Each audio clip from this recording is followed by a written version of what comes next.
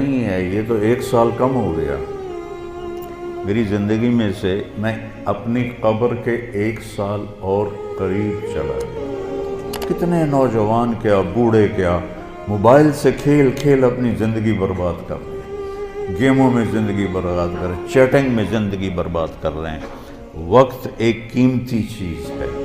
تو بہت سے لوگ 1 اپریل کو نیا سال مناتے تھے، تو ان کو لوگ ان پر مذاق ان کا اڑاتے تھے، یہاں سے 1 اپریل فول بنا۔ جو کچھ یہ بے وقوف حرام راستوں سے بنا رہے ہیں، لوگوں کے مال لوٹ کے بنا رہے ہیں، یہ برباد ہو جائیں گے مرتے وقت، ان کا مرنا مشکل ہو جائے گا۔ انگریزی سیکھنا کوئی منع نہیں ہے، ایک زبان ہے، سیکھو، لیکن اس کو بڑائی اور عزت کا معیار بنا لینا کیا ظلم و ستم ہے یار۔ اپنے علم میں خود مختار بنو گے، اپنی طاقت حاصل کرو گے، اللہ سے تعلق بڑھاؤ گے، پھر نعرے لگاؤ، ایسے زندہ باد مردہ باد کیا فضولیات۔ السلام علیکم ورحمۃ اللہ وبرکاتہ۔ الحمد للہ رب العالمین، والصلاة والسلام علی سیدنا و مولانا محمد وعلی آلہ واصحابہ اجمعین، اما بعد۔ اعوذ باللہ من الشیطان الرجیم، بسم اللہ الرحمن الرحیم۔ هو الذی جعل الشمس ضیاء والقمر نورا وقدرہ منازل لتعلموا عدد السنین والحساب وكل شيء فصلناه تفصیلا۔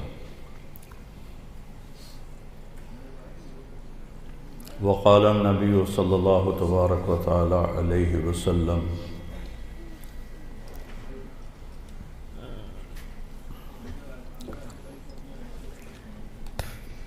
شیئان مغبون فیہما کثیر من الناس، الصحة والفراغ۔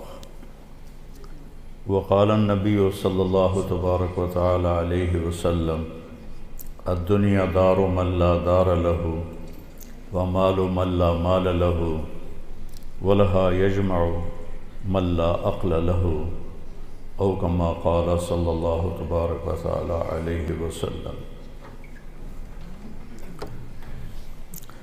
میرے محترم بھائیو اور دوستو عزیزو، اکثر ماشاءاللہ نوجوان بیٹھے ہو۔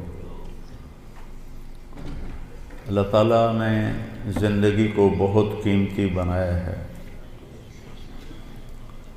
اور زندگی وقت کے ساتھ گزرتی ہے۔ وقت اللہ کی ایک مخلوق ہے جو کچھ فاصلے میں ہے، اوپر وقت خط کوئی نہیں ہوتا ہے۔ آسمان کے اوپر اوقات کی کوئی حیثیت نہیں ہوتی۔ جنت میں بھی ٹائم زیرو ہو جائے گا، کروڑ سال کے بعد بھی وہ اسی جگہ پہ کھڑا ہوگا جہاں وہ کروڑ سال پہلے۔ یہاں اللہ تعالیٰ نے فرمایا کہ میں نے سورج اور چاند کو گردش دی، جس سے سال اور مہینے پیدا ہوئے۔ ویسے تو نئے سال میں کوئی نئی چیز نہیں، وہی جنوری آ گیا جو پچھلے سال آیا تھا، وہی فروری آئے گا جو پچھلے سال تھا، وہی مارچ آئے گا جو پچھلے سال تھا، وہی سردی ہے جو پچھلے سال تھی۔ کچھ بھی نہیں بدلتا، صرف ہندسہ بدلتا ہے کہ پہلے 23 لگا ہوا تھا، اب 24 ہو گیا۔ باقی سال میں تو نئی کوئی بھی چیز نہیں، موسم بھی وہی ہیں،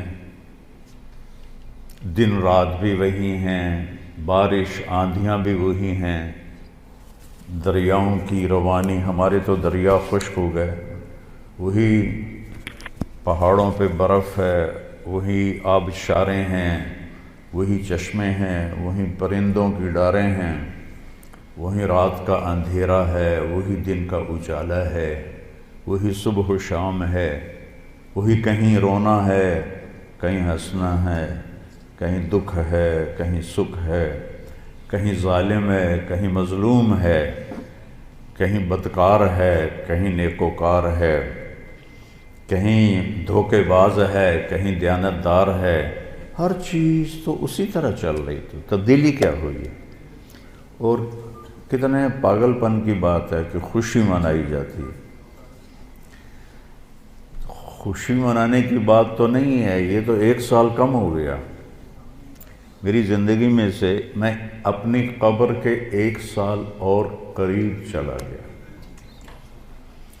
چونکہ ہمارے اوپر مغرب نے حکومت کی ہے، پوری دنیا پہ کی ہے، صدیوں کی ہے، تو جو مغلوب قومیں ہوتی ہیں، جو شکست خوردہ قومیں ہوتی ہیں، وہ فتح پانے والوں کی ہر چیز کو لے لیتے ہیں اور اس کے مطابق اپنی زندگی کو ڈھال لیتے ہیں۔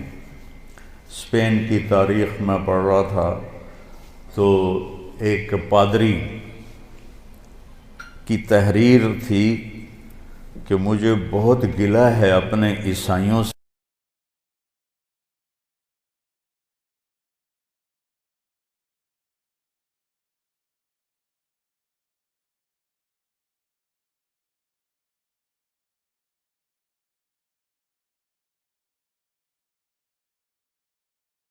ہے کہیں خوشی منانے کی بات تو نہیں ہے، یہ تو 1 سال کم ہو گیا میری زندگی میں سے، میں اپنی قبر کے 1 سال اور قریب چلا گیا۔ چونکہ ہمارے اوپر مغرب نے حکومت کی ہے، پوری دنیا پہ کی ہے، صدیوں کی ہے، تو جو مغلوب قومیں ہوتی ہیں، جو شکست خوردہ قومیں ہوتی ہیں، وہ فتح پانے والوں کی ہر چیز کو لے لیتے ہیں اور اس کے مطابق اپنی زندگی کو ڈھال لیتے ہیں۔ اسپین کی تاریخ میں پڑھ رہا تھا تو ایک پادری کی تحریر تھی کہ مجھے بہت گلہ ہے اپنے عیسائیوں سے کہ انہوں نے عربی لباس پہننا شروع کر دیا ہے، انہوں نے اپنی زبان چھوڑ کے عربی میں بولنا شروع کر دیا۔ اب جیسے ہماری نسل انگریزی میں بولتے ہیں، اردو میں بھی انگریزی شامل کرتے ہیں، پنجابی میں بھی انگریزی، بلکہ انگریزی بولنا ایک معیار بن گیا ہے۔ اس قدر حماقت ہے کہ معیار تو انسانیت ہے۔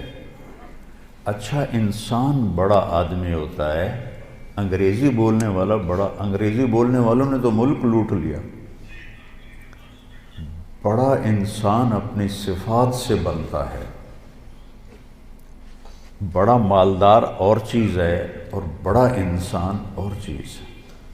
ایک شخص بہت بڑا، یہ بہت بڑا آدمی ہے کیونکہ بہت زیادہ پیسے ہیں، یہ بڑا مالدار ہے، یہ بڑا آدمی نہیں ہے، یہ بڑا انسان نہیں ہے۔ ان اکرمکم عند اللہ اتقاکم، سب سے زیادہ عزت والا اور بڑا آدمی اللہ کہتا ہے وہ ہے جو تقوی والا ہے۔ تو بدلا تو کچھ بھی نہیں، یہ جنوری شروع ہو گیا ہے، پھر فروری آ جائے گا، پھر چلتے چلتے پھر دسمبر آ جائے گا، پھر ایسے موسم گم ہو جائے گا اور ہماری زندگی کا 1 سال اور گھٹ جائے گا۔ کچھ چیزیں یاد رہ جاتی ہیں، حادثات، واقعات، باقی آدمی سب کچھ بھلا دیتا ہے۔ اتنی عمر گزار کے ماضی میں دیکھوں تو کچھ یاد ہے، اکثر بھول گیا ہے۔ البتہ پچھلے سال کا جو میرے بیٹے کی وفات کا حادثہ ہے وہ شاید مجھے موت ہی بھلائے گی، اس سے پہلے تو بھولنے کا کوئی شکل نظر نہیں آتی۔ اس کا وقت تھا، وہ چلا گیا۔ تو 2023 تو میری زندگی میں ہمیشہ ہی مجھے دکھ دیتا رہے جب تک میری زندگی باقی ہے۔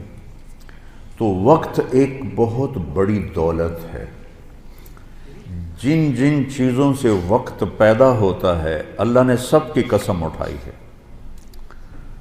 وقت زمین آسمان کے درمیان کی مخلوق ہے، تو والسماء والطارق، آسمان کی قسم، ستارے کی قسم، والنجم، ستارے کی قسم، ستاروں کی گردش سے وقت بنتا ہے، والشمس وضحاہا، سورج کی قسم، اس کی روشنی کی قسم، والقمر اذا تلاہا، چاند کی قسم، تو چاند اور سورج کی گردش سے وقت بنتا ہے، جو میں نے پہلے آپ کو خطبے میں آیت پڑھی کہ جس نے سورج کو ضیاء بنایا، ضیاء کہتے ہیں جو خود روشنی پیدا کرتا ہو، والقمر نورا، اور چاند کو نور بنایا جو کسی سے روشنی لے کر روشن ہوتا ہو، اس لیے ان دونوں میں اللہ نے فرق کیا، چاند کو ضیاء نہیں فرمایا، چاند کو نور فرمایا، سورج کو ضیاء فرمایا کہ ضیاء اپنی روشنی خود بنا رہا ہے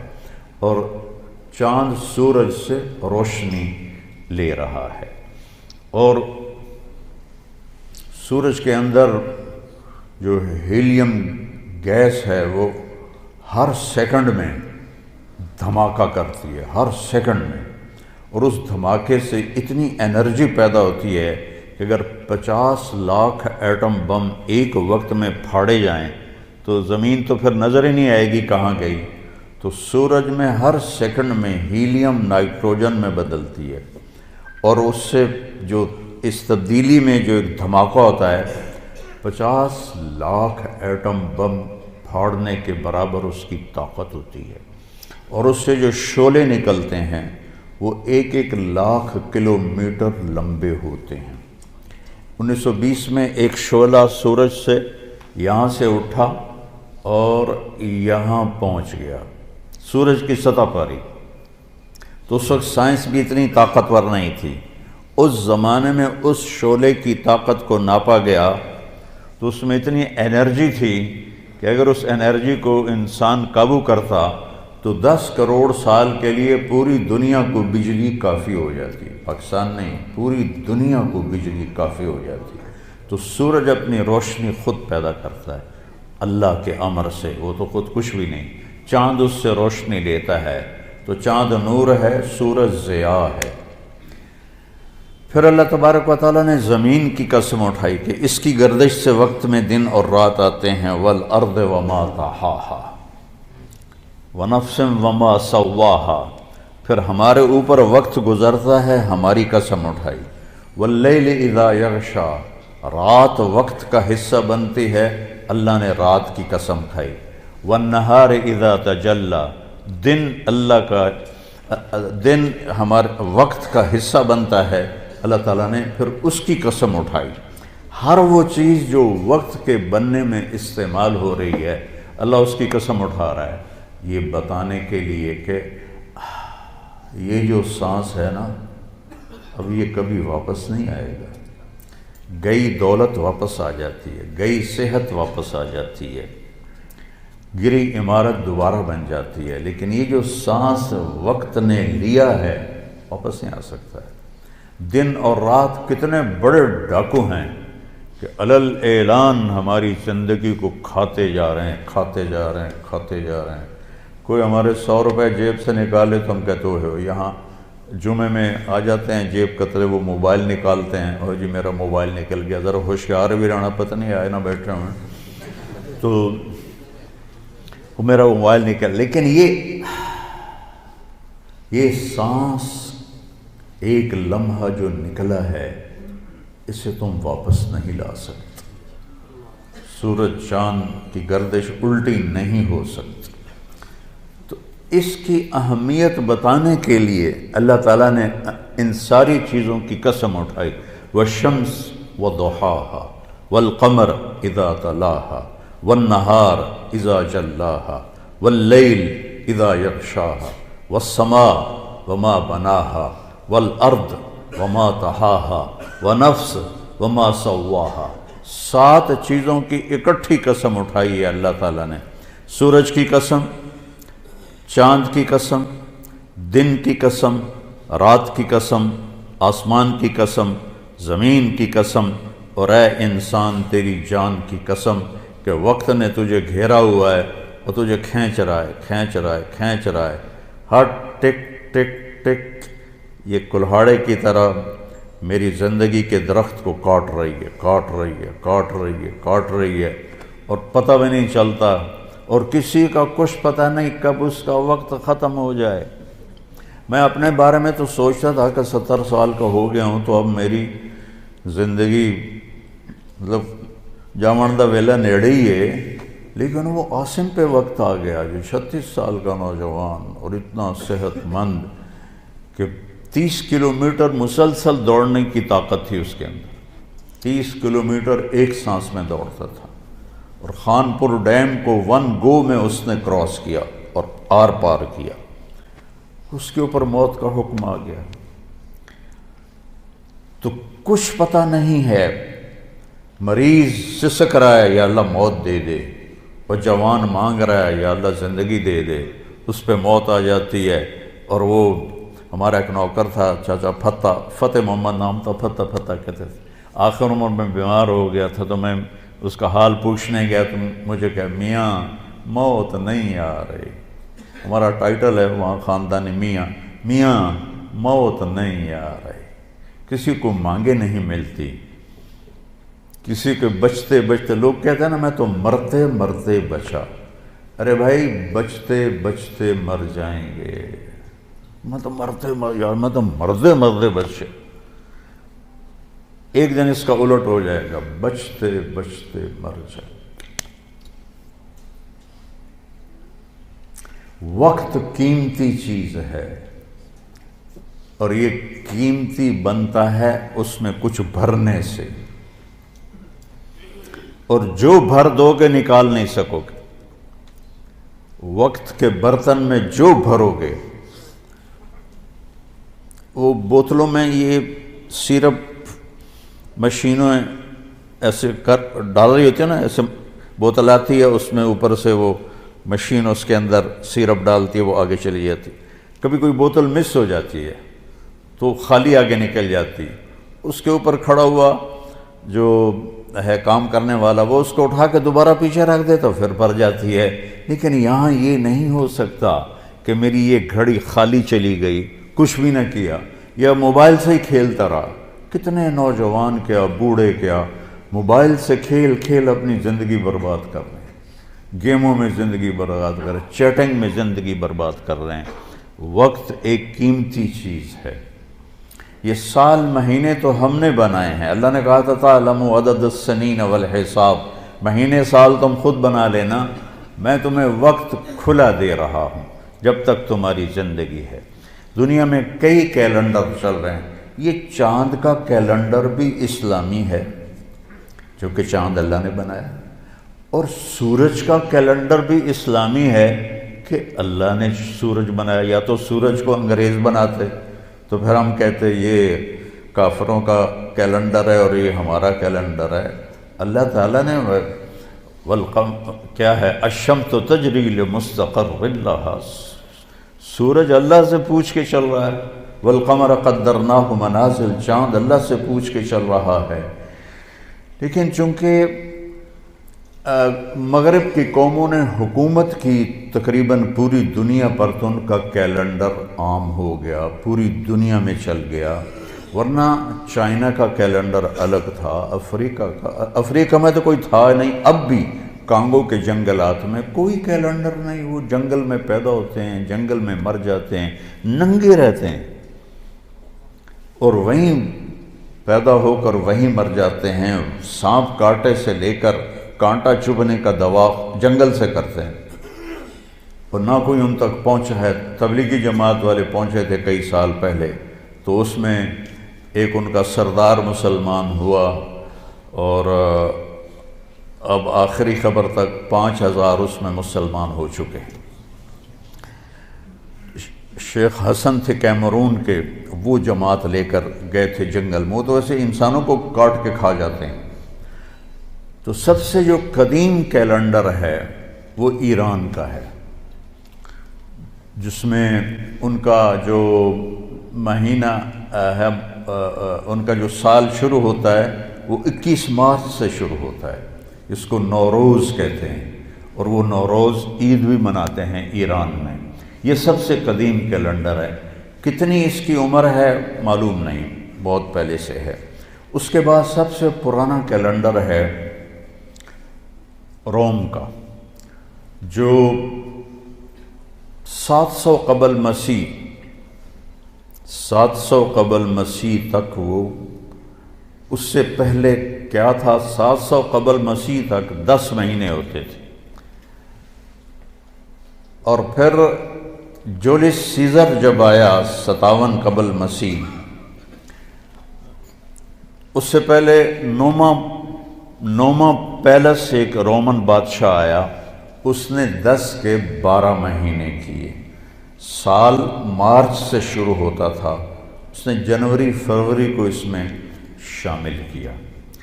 फिर 57 कबल मसीह जूलियस सीज़र बहुत बड़ा गुज़रा है उनका एक बादशाह, उसने इसमें कुछ तरमीम की और एक नाम अपने नाम से उसने महीने का रखा, जुलाई, जूलियस से। जूलियस के बाद था ऑगस्टस जो रोम का बादशाह था, उसने फिर एक अपने नाम से महीने का नाम रख दिया अगस्त। ये जितने नाम हैं ये रोमन देवताओं के नाम हैं सिवाय इन दो के। जुलाई जूलियस सीज़र के नाम पर है, और अगस्त जो है ये ऑगस्टस के नाम पर है। बाकी जो 10 महीने हैं ये यूनानी देवताओं के नाम पर हैं।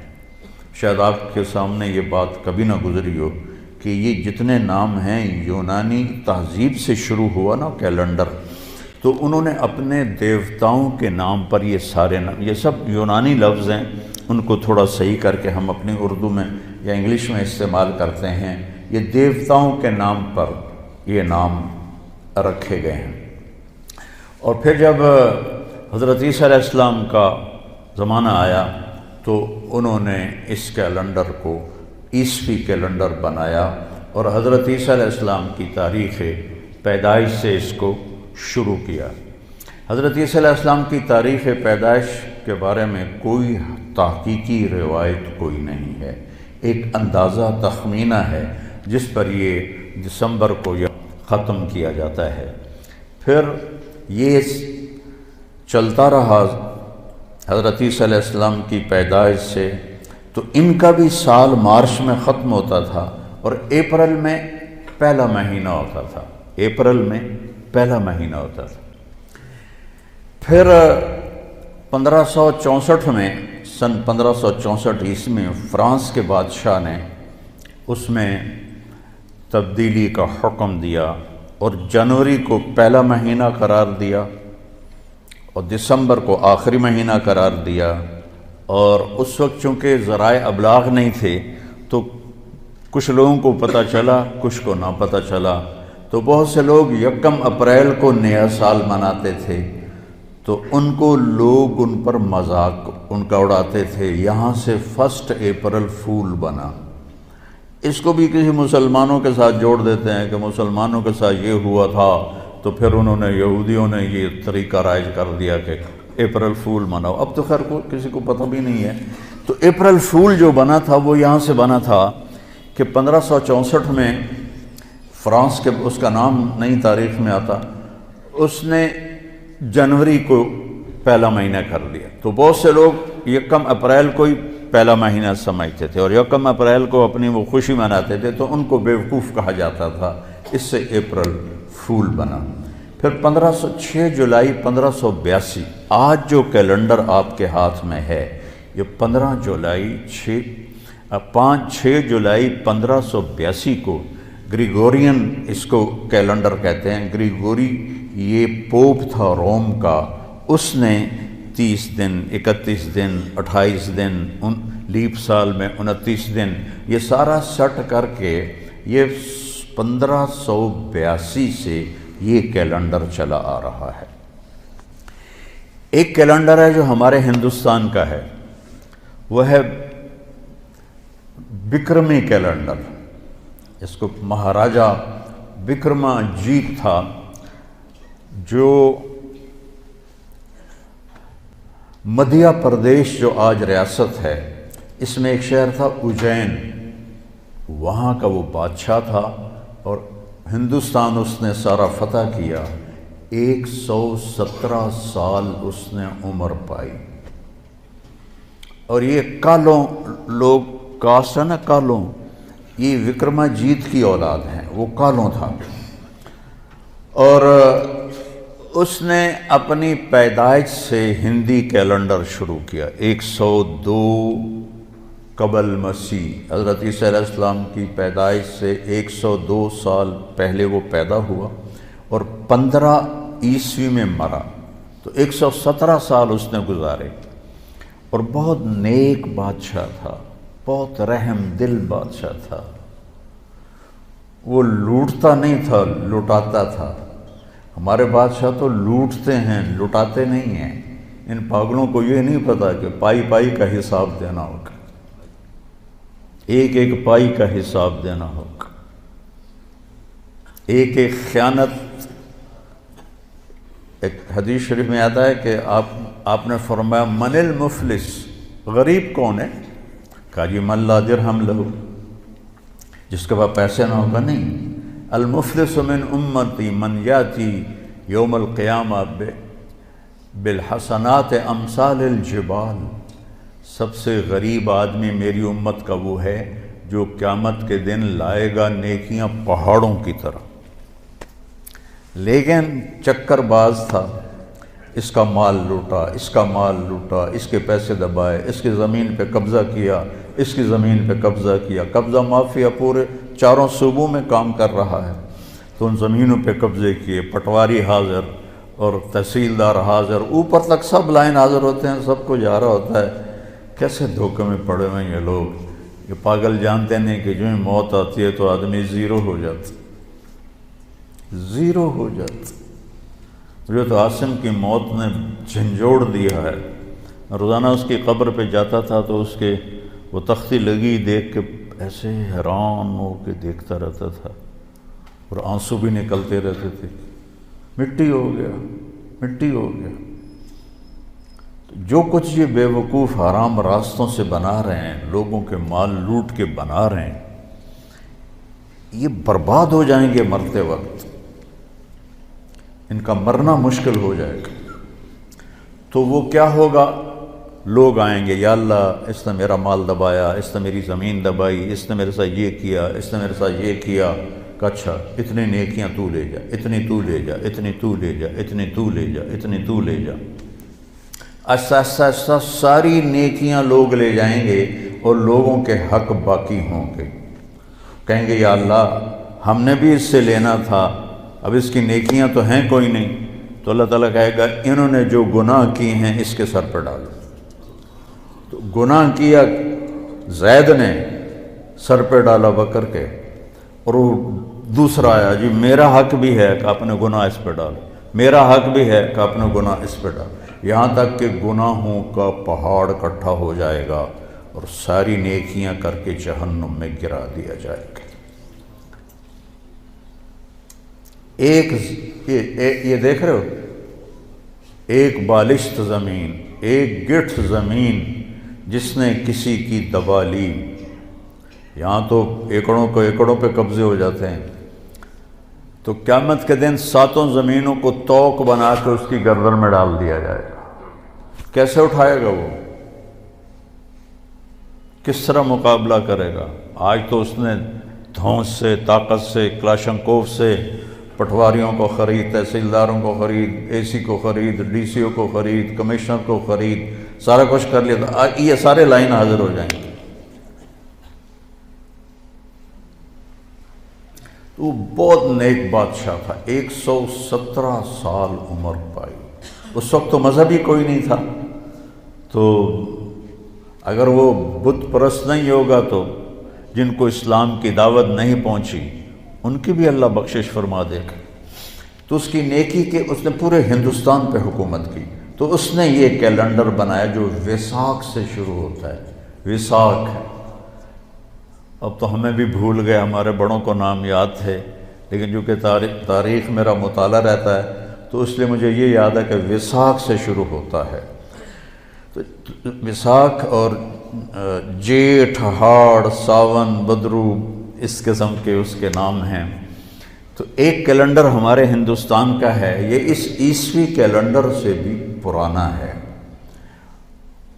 اور پھر ایک کیلنڈر ہمارا ہے قمری، یہ سب سے بہترین کیلنڈر ہے۔ سارے کیلنڈر سورج سے جوڑ کے بنائے گئے ہیں، تو ہمارا کیلنڈر اللہ نے ہمیں دیا چاند سے۔ 17 ہجری میں حضرت عمر رضی اللہ تعالیٰ عنہ کی حکومت تھی۔ ابو موسیٰ اشعری رضی اللہ تعالیٰ عنہ یہ گورنر تھے بصرہ کے، تو انہوں نے خط لکھا کہ امیر المومنین آپ کے خط آتے ہیں، نہ پتہ ہوتا ہے یہ کب نافذ ہونا ہے اور نہ پتہ ہوتا ہے یہ کب ختم ہونا ہے، تو ارخ لنا، تو ہمارے لیے کوئی کیلنڈر بنائیے۔ تو حکومت بہت پھیل چکی تھی، 22 لاکھ مربع میل میں حکومت پھیل چکی تھی، تو حضرت عمر کو یہ بات بڑی پسند آئی، تو انہوں نے سب کو جمع کیا، فرمایا بھائی ابو موسیٰ کا خط آیا ہے تو ہمیں اپنا کوئی کیلنڈر بنانا چاہیے۔ سب نے کہا بالکل صحیح ہے، تو فرمایا کہاں سے شروع کریں؟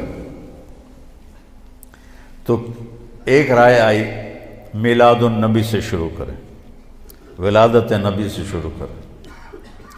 ایک رائے آئی غزوہ بدر سے شروع کریں، ایک رائے آئی فتح مکہ سے شروع کریں۔ آپ نے حضرت علی سے پوچھا تمہاری کیا رائے ہے؟ کہا ہجرت سے شروع کریں، کہ ہجرت سے اسلام زندہ ہوا، آپ کی ہجرت ہوئی تو اسلام کے دروازے کھلے۔ تو عمر رضی اللہ تعالیٰ عنہ کو یہ رائے سب سے زیادہ پسند آئی، اور یہ طے پایا کہ بھئی ہم ہجرت نبی سے اپنے سال کو شروع کریں گے، کہ آپ نے جب مکہ سے مدینہ کی طرف ہجرت فرمائی تو اس وقت 27 صفر جمعرات کا دن تھا۔ آپ ابو بکر رضی اللہ عنہ کے پاس گئے کہ ابو بکر جانے کا حکم آ گیا ہے، تو انہوں نے کہا یا رسول اللہ میں بھی ساتھ ہوں؟ کہا، تو وہ رونے لگے خوشی سے، کہ میرے پاس ایک اونٹنی ہے جو ایک بڑی مشہور آپ کی اونٹنی ہے کسوا، یہ ابو بکر نے آپ کو دی تھی، کہا وہ میں آپ کو گفٹ کرتا ہوں اس دن کے لیے۔ کہا نہیں میں پیسے لوں، ہجرت ہے میں پیسے دوں گا، مدینے جا کے پیسے دوں گا۔ تو جمعرات کو یعنی شب جمعہ آپ تہجد کے وقت میں ابو بکر آپ کے پاس تشریف لائے، آپ دونوں حضرات، ابو بکر کہنے لگے یا رسول اللہ میں نے ایک غار تلاش کیا ہوا ہے، ادھر ہے مدینہ اور ادھر ہے غار ثور، بالکل مخالف سمت میں، تو پہلے ہم وہاں جا کے چھپتے ہیں، جب ہماری تلاش ماٹھی پڑ جائے گی تو پھر ہم نکل پڑیں گے۔ اور ایک ان کا دوست تھا عبداللہ بن اریقط، ابو بکر صدیق رضی اللہ تعالیٰ عنہ کا کافر تھا، اس کو رہبر بنایا۔ اس سے پتہ چلتا ہے کہ کافر سے کام لیا جا سکتا ہے۔ بنو عباس کے بڑے بڑے عہدوں پر عیسائی فائز تھے، مغل بادشاہوں کے اور خلجی اور بلبن اور جتنے یہ خاندان غلامہ سب کے پاس ہندو جو تھے وہ بڑے بڑے عہدوں پر فائز تھے۔ تو ہمارے نبی پنجوں کے بل چل رہے تھے، پنجوں کے بل، کہ کھوجی پیر کا نشان دیکھ کے کہیں ہمیں ڈھونڈ نہ لے۔ یہ آپ کو تو پتہ بھی نہیں ہوگا کھوجی کیا ہوتا ہے، ہم نے اپنے بچپن میں یہ سارا منظر دیکھا ہے، کچی سڑکیں ہوتی تھیں، چور چوری کر کے نکلتے تھے، تو کچھ لوگ ایسے ہوتے تھے جو پاؤں ایک دفعہ دیکھ لینا تو 100 میل تک اس کے پیچھے پہنچ جاتے تھے۔ ہمارے دادا کے چھوٹے بھائی کا اونٹ چوری ہو گیا، اور چوری ہو جانا ذمہ دار کے لیے بڑی ذلت کی بات تھی۔ یہ نہیں کہ وہ بھوک کی وجہ سے پیچھے بھاگتے تھے، وہ بےزتی کی وجہ سے اس کو تلاش کرتے تھے کہ ساڑی چوری ہو گئی، ساڑی چوری ہو گئی۔ پھر کچھ ذمہ دار تھے جو وہ چوری کروا کے کھا جاتے تھے، اور کچھ ایسے ہمارے بڑے بھی چوریاں کرواتے تھے لیکن کوئی کھاتا نہیں تھا، آگے دے دیتا تھا، اور وہ چوری دشمنی کی ہوتی تھی، اگلے کو بے عزت کرنے کے لیے کہ ویکھو جی فلانے دا اٹھ چوری ہو گیا، فلانے دی مچھ چوری ہو گئی۔ اس وقت یہی چیزیں چوری ہوتی تھی، پیسہ تو ہوتا نہیں تھا۔ تمہارے دادا کے چھوٹے بھائی کا اونٹ چوری ہو گیا، تو میرے دادا کھوجی کو لے کر نکلے، ہمارا گاؤں تلمبے کے پاس ہے، وہاں سے لے کر پیدل چلتے چلتے چلتے ڈیرہ غازی خان پہنچے، جو وہاں سے کوئی 200 کلومیٹر ہے، وہاں سے آگے چوٹی پہنچے، جو وہاں سے آگے پھر 20-25 کلومیٹر ہے، وہاں پہنچے تو ایک سردار کے ڈیرے پر اونٹ کھڑا ہوا تھا، تو میرے دادا پہنچ گئے، السلام علیکم۔ وعلیکم السلام۔ اٹھ جی ساڈا ہے، اسی لین آئے ہیں۔ وہ کہنے لگا پتر میں چوری کدی کسی دی واپس نہیں موڑی، اے ہن میرا ہے، جاؤ تسی۔ اب میرا دادا کہ ابھی منزل پہ پہنچ کے پانی نہ پاؤں تو اب وہ بیچارے پریشان، لڑ تو سکتے نہیں تھے، 4 آدمی، ایک کھوجی، 4 سے مراد کئی لوگ، اور یہ وہاں تو لڑ نہیں سکتے تھے، وہاں تو سارے رائفلوں والے تھے۔ تو وہ تھوڑی دیر کے بعد وہ سردار کہتا کتھوں آئے ہو؟ میرے دادا نے کہا تلمبے آئے ہیں۔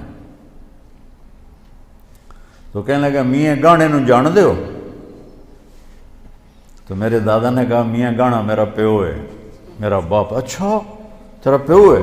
وہ کھڑا ہو گیا اور میرے دادا کو گلے لگایا اور کہنے لگا تیرے پیو دا میرے تے ایک احسان ہے، بہ جا تینوں سنائینا۔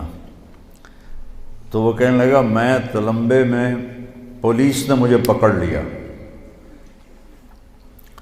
تو تھانے میں ڈھک دیا تلمبے پولیس نے، تو میں نے سپاہیوں سے پوچھا اس تھانے میں کس کی بات مانی جاتی ہے؟ تو سپاہیوں نے کہا میاں گانے دی۔ نام تو اس کا غلام محمد تھا، گہنا کہتے ہیں زیور کو، تو اپنی خوبیوں کی وجہ سے وہ گہنا گہنا کہلاتا تھا، نام غلام محمد تھا اس کا۔ تو وہ کہنے لگا میں ایک سپاہی نو آکھیا بھی جا میاں گانے نو آکھ ایک پردیسی تیرے نال گل کردا ہے۔ تو اس وقت گھوڑے ہوتے تھے، کچی سڑکیں، جنگل، میرا پردادا آ گیا تو کہنے لگا جی حکم کا جی میں چور تا ہاں پر تواڈے علاقے چ کوئی چوری نہیں کی، تو ربوں پھدی پیاں میری مدد کر۔ تو میرے پردادا نے تھانے دار سے کہا اس کو چھوڑ دو، اس نے چھوڑ دیا۔ ان کا تیرے پیو دا احسان ہے میرے ہوتے، اے اپنا اٹھ بھی لے جا تے ایک میرا بھی لے جا۔ تو وہ 2 اونٹ لے کر میرے دادا واپس پہنچے۔ تو وہ ایک بہت بڑی ذلت سمجھی جاتی تھی اس کا، یعنی چوری کا ہو جانا۔ پتہ نہیں ہے گل میں کیوں شروع کی تھی؟ ہاں ہمارے نبی پنجوں پہ چل رہے تھے کہ کھوجی نہ پہنچ جائے۔ تو کھوجی کے لفظ کی وضاحت کے لیے میں نے آپ کو یہ قصہ سنایا، میں نے خود کھوجی دیکھے ہیں، وہ ایسے جھک کے تھوڑی دیر تک پاؤں کو دیکھتے رہتے تھے اور پھر ان کا نقش بیٹھ جاتا تھا، وہ اس کو لے کے چلتے رہتے تھے۔ پکی سڑکیں ہوتی نہیں تھیں، کچی سڑکیں ہوتی تھیں، تو 200 میل تک بھی پہنچ جاتے تھے۔ اور ابو بکر کبھی آگے چلتے کبھی پیچھے چلتے، کبھی آگے چلتے کبھی پیچھے چلتے۔ تو آپ نے فرمایا ابو بکر کیا کر رہے ہو؟ کبھی آگے ہو جاتے ہو کبھی پیچھے ہو جاتے ہو؟ کہ یا رسول اللہ جب مجھے ڈر لگتا ہے کہ آگے کوئی چھپا ہوا ہوگا وار نہ کر دے تو میں آگے ہو جاتا ہوں تاکہ میرے اوپر آئے، آپ پہ نہ آئے، اور جب مجھے خیال آتا ہے کوئی پیچھے سے حملہ نہ کر دے تو پھر میں آپ کے پیچھے ہو جاتا ہوں کہ جب دشمن وار کرے تو میرے اوپر کرے، آپ پہ نہ کرے۔ تو پنجوں پہ چلتے چلتے یہ کچھ 4 میل کا فاصلہ تھا، پتھروں پر کنکروں پر آپ کی ساری انگلیاں زخمی ہو گئیں۔ تو جب پہاڑ پہ چڑھنے کا وقت ہے تو ایسا پہاڑ ہے جنہوں نے دیکھا ہوا ہے سیدھا، تو آپ پاؤں کی تکلیف کی، انگلیوں کی تکلیف کی وجہ سے چڑھ نہ پائے۔ تو ابو بکر رضی اللہ عنہ نے آپ کو اپنی کمر پہ بٹھایا اور پورا پہاڑ اوپر چڑھ کے گئے اور آپ کو باہر بٹھایا۔ کہہ نہیں یا رسول اللہ آپ نے اندر نہیں جانا، اندھیرا تھا، 27 کی رات تھی، 27 صفر کی رات تھی۔ اندر گئے، ٹٹول کے جتنے سوراخ تھے نا پتھروں سے بند کیے، پھر سوراخ باقی تھے، اپنی پگڑی کو اتارا اور پھاڑ کے سوراخ بند کیے، پھر سوراخ باقی تھے تو آپ نے کرتے کو اتارا اور پھاڑ کے سوراخ بند کیے۔ ایک سوراخ باقی رہ گیا، یہ وہ تھا جس میں سانپ تھا۔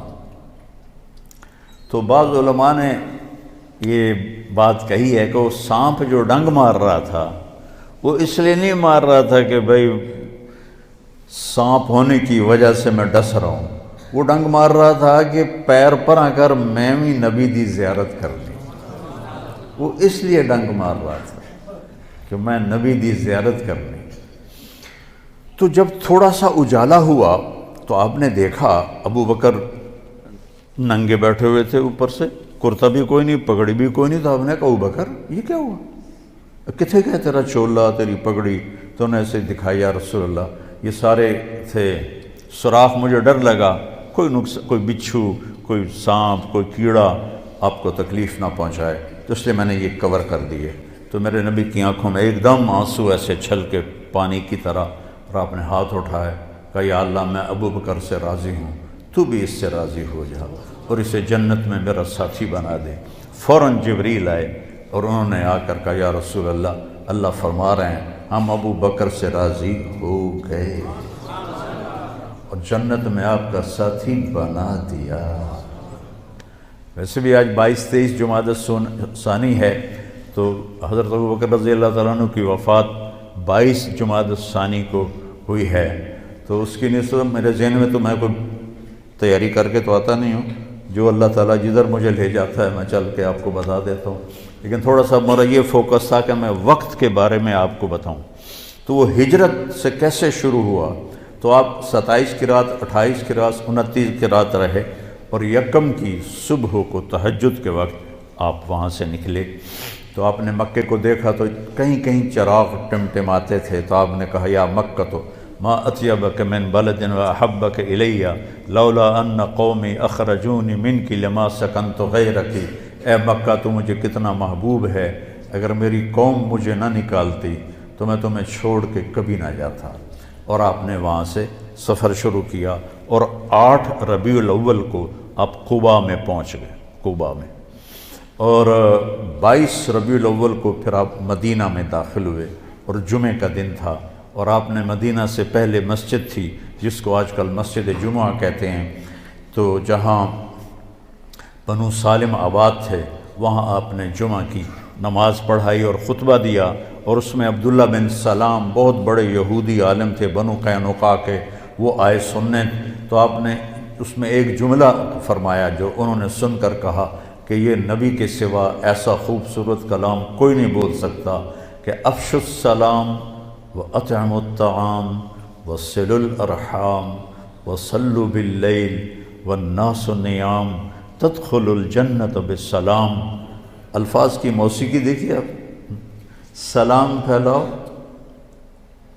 کھانے کھلاؤ، رشتہ داروں سے اچھا سلوک کرو، اور رات کو اس وقت اٹھ کے نماز پڑھو جب لوگ سو رہے ہوں، تو آرام سے جنت میں داخل ہو جاؤ۔ تو کہنے لگے یہ سچا نبی ہی ایسا بول سکتا ہے اور کوئی نہیں بول سکتا۔ تو یہ تھوڑا سا ہجرت کا خاکہ میں نے آپ کو بتایا۔ تو پھر وہاں سے آگے اسلام کا عروج شروع ہوا، تو ہجرت پر طے ہو گیا کہ ہم ہجرت سے اپنا کیلنڈر شروع کریں گے۔ اب آیا کہ پہلا مہینہ کون سا ہو، تو اس میں بھی کئی رائے آئیں۔ کئیوں نے کہا کہ نبی کی ولادت والا مہینہ پہلا مہینہ ہو، تو کئیوں نے کہا کہ وہی مسلمانوں کی غزوہ بدر کا پہلا مہینہ ہو، اس طرح مختلف رائے آئیں، مجھے اب پوری یاد نہیں ہے۔ تو پھر حضرت علی کی رائے آئی کہ محرم سے شروع کرو، کیونکہ محرم سے ہجرت کی ابتدا ہوئی تھی۔ ذوالحجہ میں 72 آدمی مدینہ سے آئے، اور آپ کے ہاتھ پر بیعت کی۔ حضرت عباس رضی اللہ عنہ کو آپ ساتھ لے کر گئے، وہ مسلمان نہیں تھے، اور اب انہوں نے پہاڑ ہٹا دیے ہیں۔ وہاں منا میں ایک مسجد پرانی سی نظر آتی ہے، جو پیدل جائیں گے نا تو میں نے تو وہاں نماز بھی پڑھی ہے، اذان بھی دی ہے، جماعت بھی میں نے ہی کرائی ہے، کوئی بھی وہاں نہیں تھا تو شرطے آ گئے تو ان کو میں نے جماعت کروائی تھی۔ میں پیدل چلا گیا تھا عزیزیہ سے، وہاں بیٹھ کر تھوڑا سا وہ میں نقشہ اپنے دماغ میں سوچ رہا تھا کہ یہاں مدینے کے ساتھی اکٹھے ہوئے 72، 2 عورتیں ام منی ام عمارہ اور 70 مرد، اور ادھر میرے نبی اور آپ کے چچا عباس، گپ اندھیرا، رات کا آخری حصہ۔ تو حضرت عباس نے پہلے بات کی کہ دیکھو بھائی، یہ ہم بنو ہاشم اپنے بھتیجے کی حفاظت کر رہے ہیں، دشمنوں سے اس کا بچاؤ کر رہے ہیں۔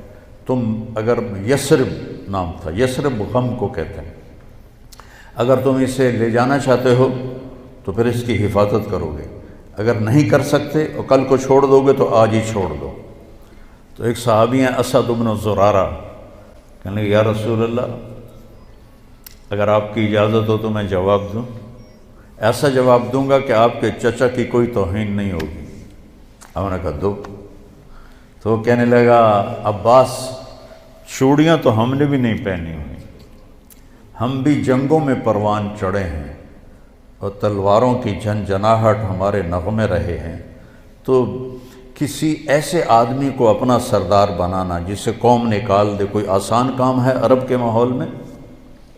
کسی ایسے دین کو قبول کرنا جسے سب عرب نے رد کر دیا ہو آسان ہے عرب کے ماحول میں؟ جب ہم یہ کر چکے ہیں تو حفاظت بھی کر کے دکھائیں گے۔ تو کہ یا رسول اللہ بیعت کے لیے ہاتھ بڑھائیں۔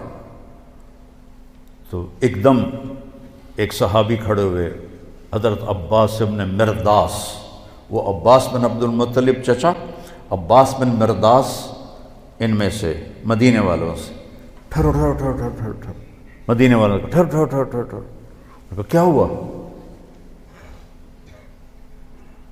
کہنے لگا یہ یاد رکھو، اگر اس کو لے جاؤ گے تمہارے بچے یتیم ہوں گے، تمہاری عورتیں بیوہ ہوں گی، تمہارے مال اموال لٹیں گے، سارا عرب مل کے تم پہ حملہ کرے گا، کر لو گے برداشت؟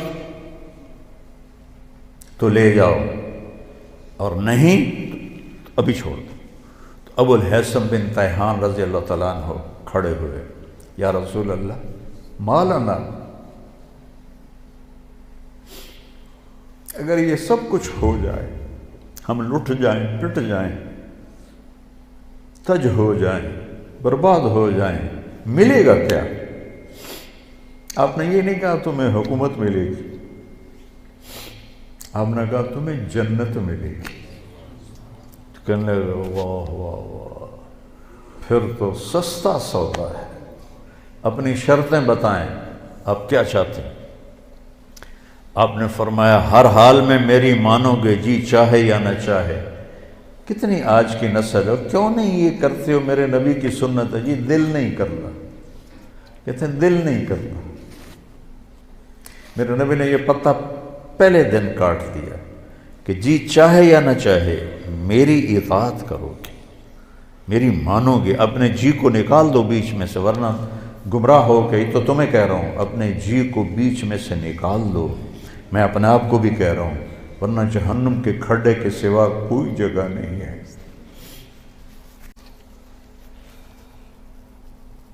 اپنے نبی کی زندگی پڑھو تو تمہیں پتہ چلے کہ کیا احسان کر گئے اپنی امت پر، وہ کتنا رو کے گئے اپنی امت کے لیے۔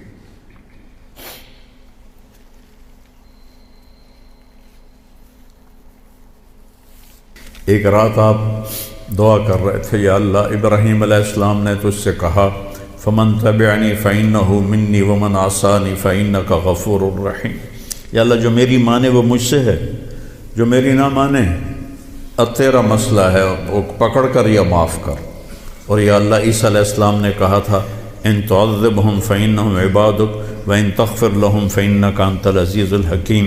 یا اللہ تو معاف کر، تیری مرضی، پکڑ کر تیری مرضی، چوائس دے دی۔ وہ کہا یا اللہ میں صرف ایک ہی بات کرتا، امتی امتی، میں یہ نہیں کہتا ہوں کہ پکڑ یا چھوڑ، میں کہتا ہوں معاف کر معاف کر معاف کر۔ اور آپ کی دھاڑیں نکل گئیں تو جبریل آئے، اللہ نے بھیجا، میرے حبیب آپ کیوں رو رہے ہیں؟ اللہ کو تو پتہ تھا کیوں رو رہے ہیں، آپ تک بات پہنچانی تھی کہ جبریل مجھے میری امت کا غم رلا رہا ہے، ہم پیدا بھی نہیں ہوئے تھے اور وہ ہمارے لیے رو رہے تھے، تو کوئی گنجائش ہے کہ امن کے طریقے کو چھوڑ کر کسی اور طرف جائیں؟ نیا سال آ گیا ہے، سال تو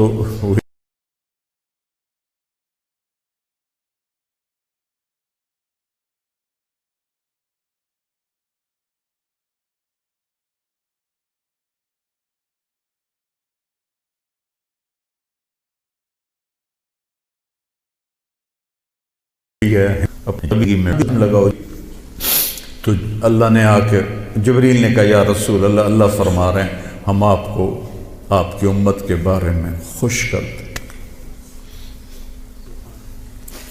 فرمایا تطیعوننی فی المنشط والمکرہ، جی چاہے یا نہ چاہے میری مان کے چلو گے۔ تنفقون علی فی العسر والیسر، تنگی اور فراخی میں میرے اوپر مال خرچ کرو گے، میری حفاظت کرو گے جیسے اپنے بچوں کی کرتے ہو، بھلائی کو پھیلاؤ گے، برائی کو مٹاؤ گے، اللہ کے راستے میں جہاد کرو گے، لوگوں کی لان تان سن کر اللہ کی اطاعت سے نہیں ہٹو گے۔ لوگوں کی لان تان، لوگ تانے دیں گے، کیا کیا کہیں گے۔ میں جب آج سے 52 سال پہلے جب میں اللہ نے مجھے میڈیکل سے موڑا اور میں نے مدرسے میں جانے کا کہا تو پورا خاندان 6 مہینے صرف میں ٹارگٹ ہوتا تھا، گالیاں تانے، رائمنڈ والوں کو گالیاں، مولویوں کو گالیاں، مجھے گالیاں، میں تو ان کی اولاد تھا پھر مجھے بھی گالیاں، کہ پرواہ نہیں کرو گے، ڈٹ کے چلو گے، جم کے چلو گے۔ تو نے کہا جی اور کچھ؟ کہ بس اور کچھ نہیں، کہ ہاتھ بڑھائیں۔ تو آپ نے ہاتھ بڑھایا تو 2 صحابہ نے پہل کے لیے دوڑ لگائی، ایک برا بن معرور، ایک ابو الحسن بن تیہان۔ تو بعض محدثین فرماتے ہیں کہ برا بن معرور کا ہاتھ پہلے پڑا، اور بعض فرماتے ہیں ابو الحسن بن تیہان کا ہاتھ پہلے پڑا، اور میری رائے میں بھی یہی ہے کہ ابو الحسن بن تیہان وہ پہلے ان کا ہاتھ لگا، چونکہ انہوں نے پھر اس کے بعد ایک دم کہا یا رسول اللہ ایک بات ابھی بتا دیں، کل اللہ آپ کو فتح دے، عرب آپ کے تابع ہو، تو آپ ہمارا شہر چھوڑ کے مکہ تو واپس نہیں جائیں گے؟ یہ ابو الحسن نے کہا، تو آپ مسکرائے، کہا میرا جینا بھی تمہارے ساتھ ہے اور میرا مرنا بھی تمہارے ساتھ ہے۔ جب مکہ فتح ہوا تو آپ صفا پہاڑی پہ کھڑے ہو کر نا آپ نے لمبی دعا کی، تو انصار مدینہ آپس میں نا سرگوشیاں کرنے لگے، اخذتہ الرأفت ببلدہ، لگتا ہے اللہ کے نبی کو اپنے شہر کی محبت نے پکڑ لیا ہے اور شاید اب یہ مدینہ نہیں واپس جائیں گے۔ تو جبریل آئے، یا رسول اللہ انصار بدگمان ہو رہے ہیں، عشق بدگمان کر دیتا ہے، عشق کی زیادتی بدگمان کر دیتی ہے، چاہے وہ نبی کے ساتھ ہی کیوں نہ ہو۔ تو انصار بدگمان ہو گئے، تو آپ ایسے ہاتھ اٹھائے ہوئے تھے تو آپ نے ایک دم ایسے کہا یا معاشر الانصار ما اسمی اذن۔ پڑھا کرو یہ کہانیاں، تم پتہ نہیں کیا دیکھتے رہتے ہو، کیا سنتے رہتے ہو، کیا کرتے رہتے ہو، زندگی جیسی دولت کو ضائع کرتے ہو، زندگی جیسی دولت، ایک ایک پائی پہ لڑتے ہو، اور زندگی جیسا سرمایہ برباد کرتے۔ اے انصار کی جماعت، جانتے ہو میں کون ہوں؟ انا محمد بن عبداللہ، انا رسول اللہ، میں محمد میں اللہ کا رسول، میں تمہیں بول دے چکا ہوں، میرا مرنا بھی تمہارے ساتھ ہے، میرا جینا بھی تمہارے ساتھ۔ تو سارے انصار رونے لگے گا، یا رسول اللہ، محبت کی شدت کی وجہ سے بدگمانی پیدا ہوئی ہے، کوئی ایمان کی کمزوری کی وجہ سے نہیں۔ تو آپ نے فرمایا اللہ اس کا رسول تمہارا عذر قبول کرتے، سبحان اللہ، اللہ اس کا رسول تمہارا عذر قبول کرتے۔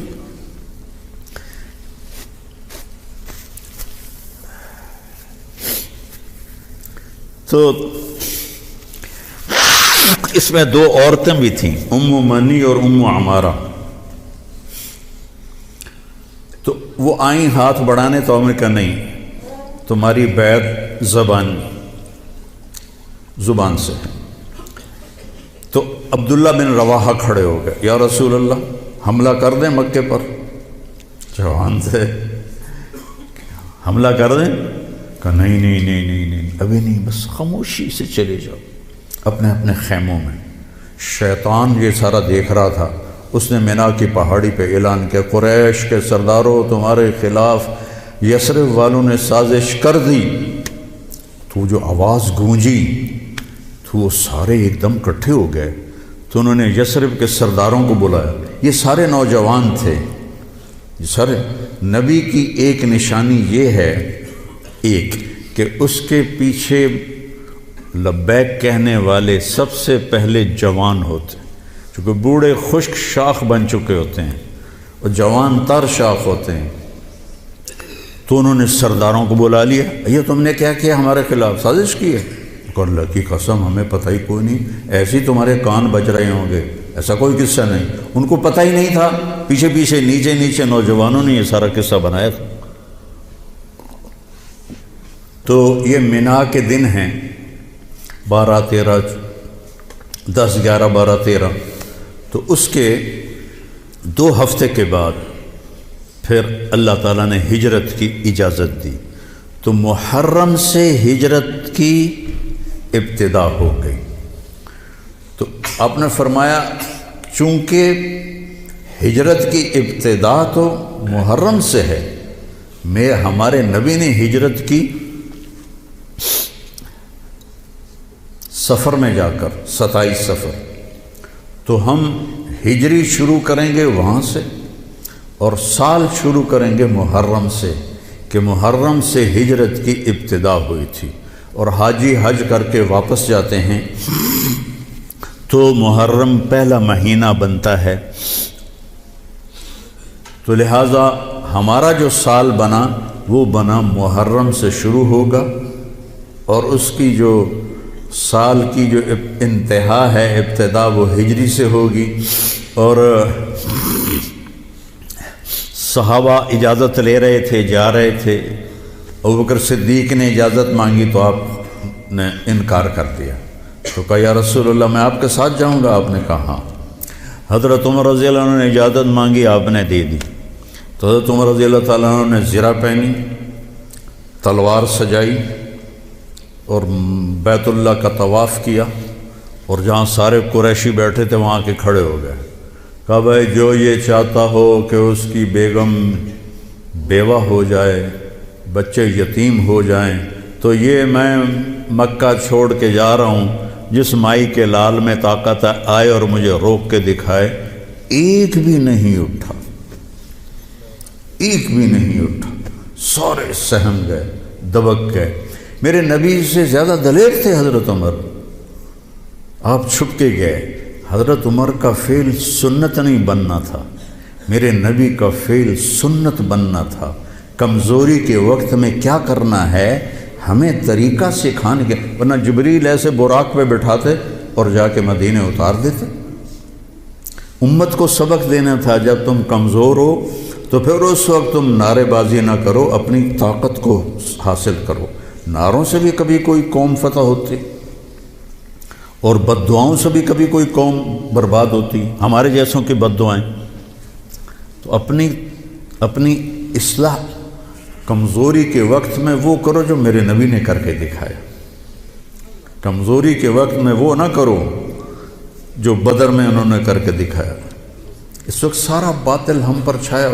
ہمیں تو ایک جہاز کا پرزہ بھی بنانا نہیں آتا، تو وہ کتنے بے وقوف ہوں گے جو کہیں ہم کو ذرا پرزہ دے ہوئے جو توڑ تے ہی بم سٹنا ہے.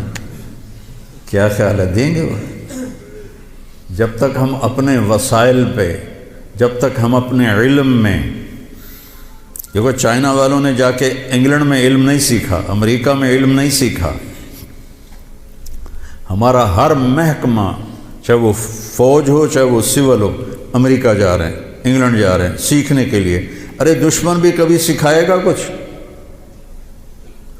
ہم خود تراشتے ہیں منازل کے سنگ میل، ہم وہ نہیں ہیں جن کو زمانہ بنا گیا. جاپان نے کوئی جا کے انگریزی سیکھی تھی، چائنا نے انگریزی سیکھی تھی. انگریزی سیکھنا کوئی منع نہیں ہے، ایک زبان ہے، سیکھو، لیکن اس کو بڑائی اور عزت کا معیار بنا لینا کیا ظلم و ستم ہے یار. اپنے علم میں خود مختار بنو گے، اپنی طاقت حاصل کرو گے، اللہ سے تعلق بڑھاؤ گے، پھر نعرے لگاؤ. ایسے زندہ باد مرد آباد کیا فضولیات. مسجدوں میں اتنا شور مچ جاتا ہے، زندہ باد مرد آباد. حضرت عمر رضی اللہ تعالیٰ نے دیکھا 2 آدمی مسجد نبوی میں اونچی اونچی بات کر رہے تھے، تو آپ نے ایک کنکر اٹھایا اور ان کو ایسے پھینکا. جب ان کے سامنے گرا تو انہوں نے مڑ کے دیکھا تو حضرت عمر نے ایسے اشارے سے بلایا مسجد نبوی میں. تو وہ آ گئے، کہاں سے آئے ہو؟ کہ یہ طائف سے. کہ اگر تم مدینہ کے ہوتے تو مار مار کے تمہارے چہرے میں خونی کر دیتا، تم نبی کی مسجد میں اونچی آواز سے بول رہے ہو. یہاں یہ ساری مسجدیں مسجد نبوی سے جڑی ہوئی ہیں، بیت اللہ سے جڑی ہوئی. ان میں نعرے کبھی زندہ باد کبھی مرد آباد.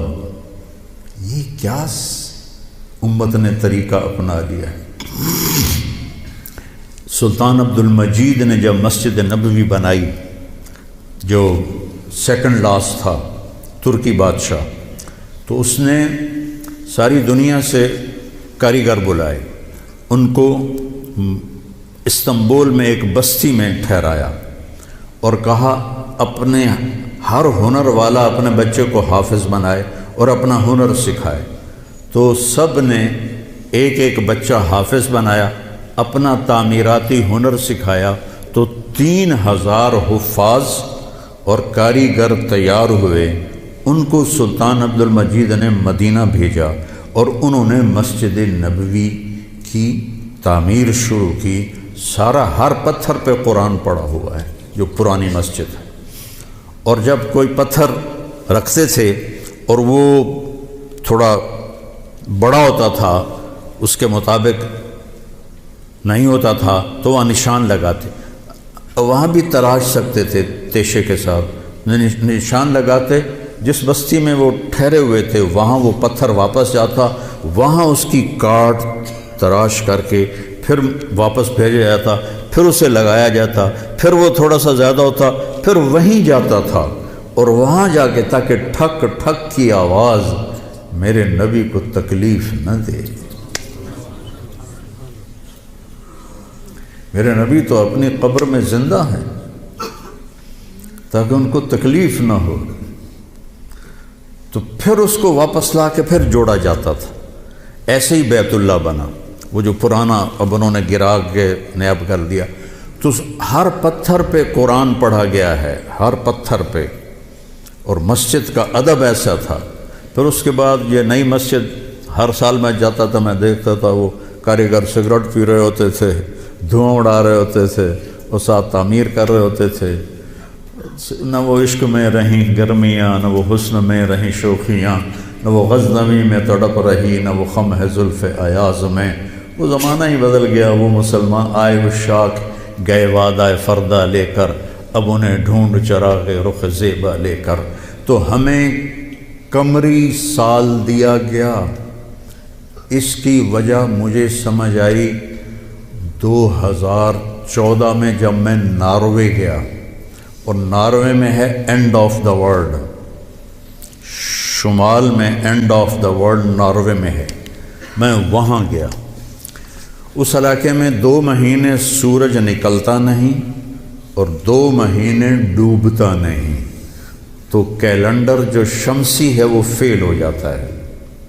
رات ہے لیکن سورج نکلا ہوا پتہ نہیں دن ہے یا رات، دن ہے سورج نکلا ہوا پتہ نہیں دن ہے یا رات ہے۔ تو کئی علاقے ہیں ایسے اوپر شمال میں جہاں سورج کا کیلنڈر فیل ہو جاتا ہے۔ تو 3 گھنٹے کا اوسلو سے جہاز تھا، آگے 5 گھنٹے کا موٹر کا سفر تھا، 8 کلومیٹر کی سرنگیں تھیں، اور پھر آخری بستی مچھیروں کی تھی، وہاں سے پھر 1.25 گھنٹہ آگے موٹر کا سفر تھا۔ تو جب ہم وہاں پہنچے تو وہ جون جولائی سورج ڈوبتا نہیں، 1 اگست کو ڈوبنا شروع کرتا ہے، اور ہم 4 اگست کو پہنچے، اور شروع میں بس 1 تاریخ کو ایسے ڈوبتا ہے ایسے نکل آتا ہے، پھر 2 کو تھوڑا سا وقفہ کرتا ہے، 3 کو تھوڑا سا وقفہ کرتا ہے۔ 4 اگست کو 20 منٹ کی رات تھی، چونکہ میں 4 اگست کو کیوں مجھے یاد ہے، 4 اگست کو 20 منٹ کی رات تھی، اور ہم وہاں پہنچے تو ابھی ہم نے مغرب بھی پڑھنی تھی، عشاء بھی پڑھنی تھی، اور سورج نکلنے سے پہلے فجر بھی پڑھنی تھی۔ تو یہ ایک انوکھا واقعہ میرے ساتھ آیا ہے جو شاید ہی کسی اور کے ساتھ پیش آیا ہو، یا میرے ساتھ جو ساتھی تھے وہاں میں بھاگا، اور ریلنگ تھی اس کے ساتھ کھڑے ہو کر میں نے اذان دی۔ مجھے اللہ کی مخلوق کو 2 دفعہ دیکھ کے ہیبت طاری ہوئی۔ ایک ماؤنٹ ایورسٹ کو دیکھا جب وہ پوری طرح ننگا تھا، چوٹی خالی تھی، دیکھ کر میں بالکل گم ہو گیا، جس کے کیل اتنے بڑے ہوں وہ اللہ کتنا بڑا ہوگا۔ اور ایک وہ جب میں اینڈ آف دی ورلڈ پر پہنچا تو اس کا وہ منظر دیکھ کے میں گم ہو گیا۔ میں نے اذان دی، ٹھنڈی ہوا چل رہی تھی، تو میں نے قبلہ دیکھنا چاہا تو چاند سامنے چمک رہا تھا، سورج فیل ہو گیا تھا، چاند چمک رہا تھا۔ تو آج سمجھ میں آیا کہ اللہ نے ہمیں چاند کا کیلنڈر کیوں دیا ہے، کہ میرا نبی سارے زمانے کا نبی ہے۔ جہاں سورج نہیں نکلتا اور جہاں سورج کئی مہینے نہیں ڈوبتا، اگر وہاں کوئی مسلمان ہیں تو دن رات کا حساب کیسے لگائیں گے؟ چاند کو دیکھ کر۔ میں نے چاند دیکھا، واہ واہ اب یہ رات کھڑی ہے، تو وہ قبلہ فٹ کیا، مغرب کی نماز پڑھی۔ مغرب عشاء اکٹھے پڑھنا تو مسافر کے لیے جائز ہے باقی ائمہ کے نزدیک۔ تو پہلے مغرب پڑھی، پھر عشاء پڑھی، پھر ساتھ ہی میں نے فجر کی اذان دی۔ ہاں عشاء پڑھی، ایک وطر پڑھنا بھی سنت ہے، تو میں نے کہا بھائی آج ہکو وطر پڑھو کدیں فرض نہ نکل جاوے، تو ایک وطر پڑھا۔ پھر میں نے فجر کی اذان دی، ٹک ٹک ٹک ٹک 2 سنتیں پڑھیں، پھر والعصر انا اعطینا سے میں نے فرض نماز پڑھائی، اور بیٹھے ہی تھے کہ سورج آکھے السلام علیکم۔ تو وہاں جا کے مجھے یہ بات سمجھ میں آئی کہ اللہ نے ہمیں چاند کا کیلنڈر کیوں دیا ہے۔ یہ کہیں بھی ناکام نہیں ہوتا، کہیں فلاپ نہیں ہوتا۔ سورج کا کیلنڈر کتنی جگہ ہیں دنیا میں جہاں فلاپ ہو جاتا ہے، ناکام ہو جاتا ہے۔ تو یہ ہمارے نبی کی عالمی نبوت کی ایک دلیل چاند کا نظام شمسی بھی ہے۔ تو بھائیو میں بہت ساری باتیں وقت کے متعلق بتا گیا، کہنا تو یہ تھا کہ ہندسہ بدلا ہے تو اپنے آپ کو بھی بدلیں، توبہ کریں اپنے رب کی بارگاہ میں، اور گناہوں سے توبہ کریں۔ پتہ نہیں کب عاصم کی طرح کس کو موت اٹھا کے لے جائے، تو نہ جانے بلا لے پیا کس گھڑی، تو کیا کیا کرے گی کھڑی دن کے دن، نہ جانے بلا لے پیا کس گھڑی، پتہ نہیں کب موت کا ڈنکا بج جائے۔ تو بھائیو اس سے پہلے توبہ کرو، اپنے رب کی بارگاہ میں جھکو، فرائض ادا کرو، 5 نمازیں پوری پڑھو، جھوٹ نہ بولو، سچ بولو، دھوکہ نہ دو، دیانتداری سے چلو، بدکاری نہ کرو، نکاح کرو۔ نشے نہ کرو، حلال پیو، حلال کھاؤ، حرام نہ کماؤ، حلال کماؤ۔ ماں باپ زندہ ہیں تو ان کے آگے اف بھی نہ کرو۔ بیوی بچوں سے حسن سلوک رکھو، روب جمانا نہیں۔ ماں باپ سے کہتا ہوں اولاد کی عزت کرو، اولاد کو عزت دو، انہیں ڈانٹ ڈپٹ سے نہ چلاؤ، پیار سے چلاؤ۔ اولاد سے کہتا ہوں ماں باپ کے آگے اف بھی نہ کرو کہ وہ تمہاری جنت ہیں، وہ تمہاری جنت کے دروازے ہیں، اور اپنی کمائیوں میں حلال رکھو۔ ایک دوسرے سے لڑے ہوئے ہو تو صلح کر لو، کہ اللہ پاک کو آپس کا لڑنا بالکل پسند نہیں ہے۔ اور اب یہ سیاست کا بازار گرم ہو رہا ہے، یہ نیری منافقت ہے، منافقت کے سوا کچھ نہیں ہے، اس سے دور ہی رہو تو اچھا ہے۔ اور اگر کہیں کوئی سیاست کا کسی کو شوق ہے تو پھر اپنے مخالف کی بدخوئی نہ کرے، اس کی برائی نہ کرے، اس کو گالیاں نہ دے، اس کو برا بھلا نہ کہے، ورنہ اپنی آخرت خراب کرو گے۔ یہ ایم نے ٹکے بک رہے ہیں تو ان کی کیا حیثیت؟ آج کل کے وزیروں کو کون پوچھا؟ وزیر اعظم کو کوئی نہیں پوچھتا تو وزیروں کو کس نے پوچھنا؟ جب میں لاہور پڑھتا تھا تو مغربی پاکستان ہوتا تھا، ایک صوبہ، اور اس کا گورنر تھا امیر محمد خان اکیلا، اور پورے مغربی پاکستان کے 11 وزیر تھے۔ ان کا روب بھی تھا، ان کے پاس پاور بھی تھی، ان کا پروٹوکول بھی تھا، وہ دیانتدار بھی تھے۔ کیا کریں، اپنے اوپر ہی روئیں، آنسو بہائیں۔ تو بھائی توبہ کرتے ہو سارے؟ کہو میرے ساتھ یا اللہ میری توبہ، پھر کہو یا اللہ میری توبہ، پھر کہو یا اللہ میری توبہ۔ انشاءاللہ ہماری توبہ قبول ہوگی، اور اگر کبھی ٹوٹ جائے پھر توبہ کر لینا، اللہ پھر معاف کر دے گا انشاءاللہ۔